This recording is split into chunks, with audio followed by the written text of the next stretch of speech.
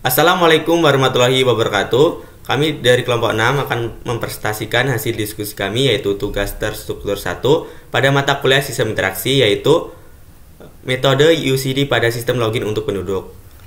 Kelompok kami yang terdiri dari saya sendiri, Fenar Pranata dengan NPM 217051146. Saya Dimas Habib Rizky dengan NPM 2217051059. Saya Muhammad Setiawan Wibisono, NPM 2217051099. Saya Muhammad Hudang Faris dengan NPM 2217051077. Berikut 5 tahapan yang akan kami presentasikan, yaitu yang pertama ada penelitian pengguna, yang kedua ada perumusan persyaratan, yang ketiga ada desain konseptual, yang keempat ada prototyping, dan yang kelima ada pengujian dan evaluasi.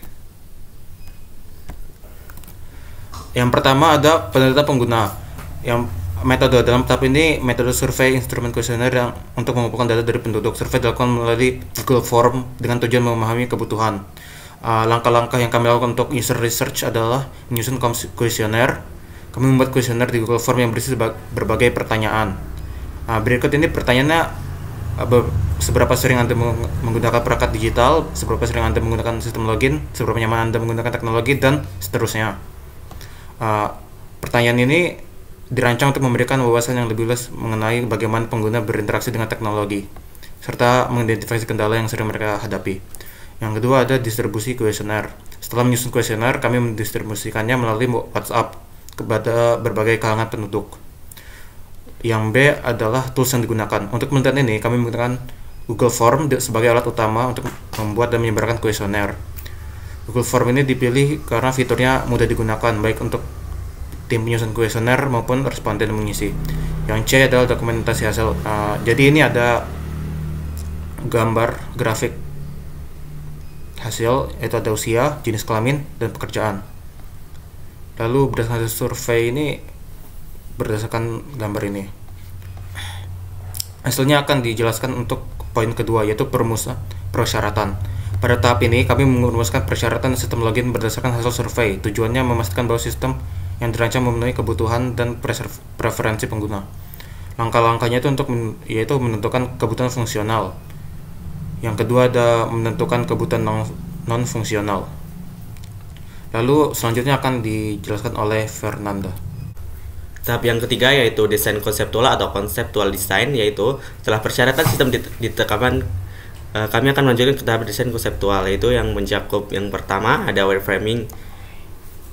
Kami membuat sketsa awal dari halaman login dengan menampilkan elemen seperti kolom input email, password, dan tombol pemulihan kata sandi dengan merancang agar sederhana dan mudah dipahami oleh berbagai jenis pengguna. Berikut adalah sketsa awal sebelum membuat prototyping. Dalam wireframing ini terdapat nama sistem, itu kita menamainya identiti kita. Berikutnya ada foto profile, terus ada latar belakang biru, logo sistem, teks welcome, itu kita menamainya halo selamat datang. Berikutnya ada kolom username, kolom password, tombol login, fitur lupa password, dan background gambar. Secara keseluruhan, wireframing ini menggambarkan desain sederhana dan fungsional untuk halaman login dengan elemen dasar yang diperlukan untuk mengautentikasi pengguna. Setelah kita membuat wireframing, untuk tahap selanjutnya kita menggunakan activity diagram. Dalam activity diagram ini bertujuan untuk menggambarkan alur kerja atau tahapan yang dilakukan pengguna dalam sistem dalam proses login dan pemulihan kata sandi. Berikut adalah penjelasan rinci terkait dua diagram halaman untuk login dan halaman lupa password. Untuk halaman login, yang pertama, user akan membuka website terlebih dahulu dan sistem akan menampilkan halaman login. Berikutnya, user akan mengisi email dan password yang sesuai dan menekan tombol masuk. Dan database akan memeriksa email tersebut ada apa tidak. Jika valid, maka menampilkan halaman utama.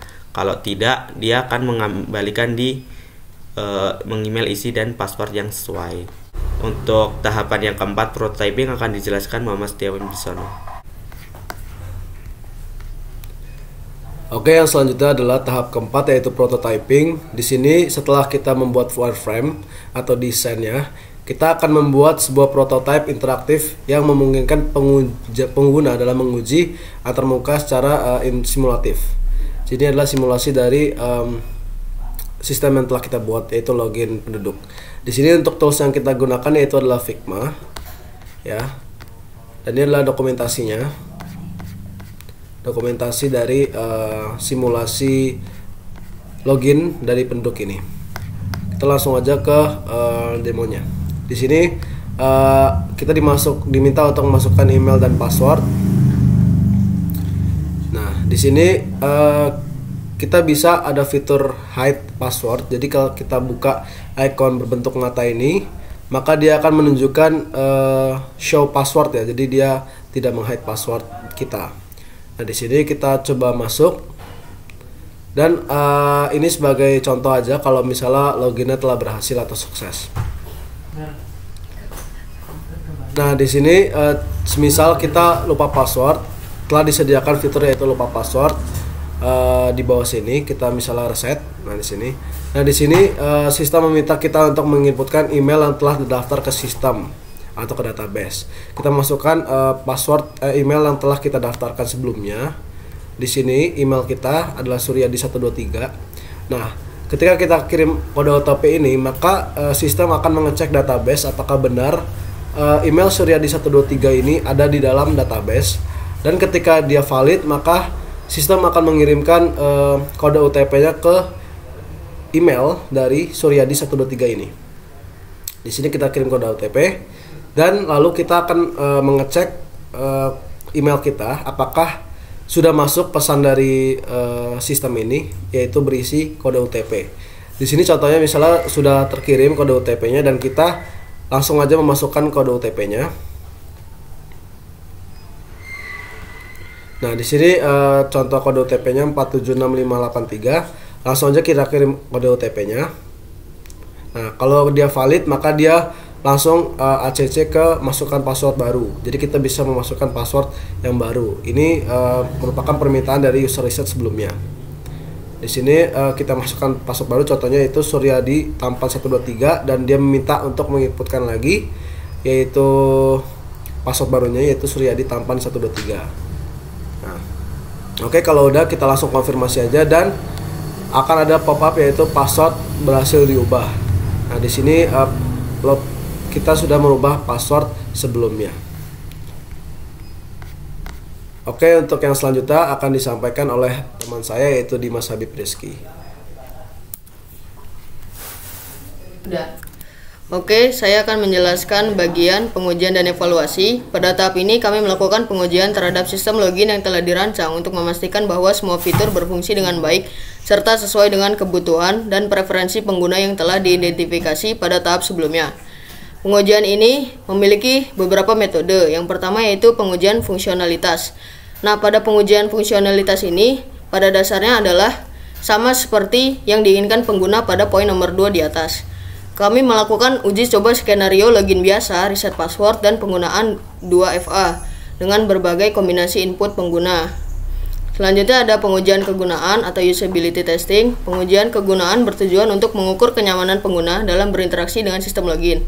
Di antaranya mempermudah navigasi dan penggunaan antarmuka, kemudahan memahami langkah-langkah yang diperlukan, kepuasan visual terhadap desain tampilan sistem. Pengguna diminta untuk menyelesaikan tugas-tugas seperti login, pemulihan kata sandi, dan yang lainnya.